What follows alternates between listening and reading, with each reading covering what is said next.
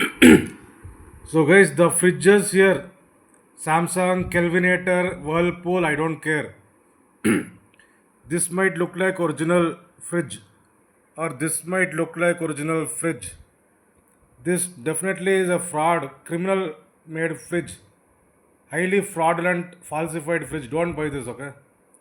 By the way it looks only, it's cheated, criminals fridge, okay? Don't buy this. The color only, don't buy, okay? And this also, this looks like something original. This this is highly fraud, criminal made, or fraud. Don't buy this. If you see this kind of fridge, please try to investigate their family, okay?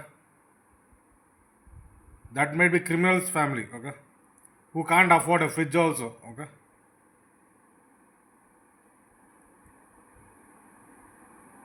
Criminals can't afford a fridge also because the electricity only is stolen, okay?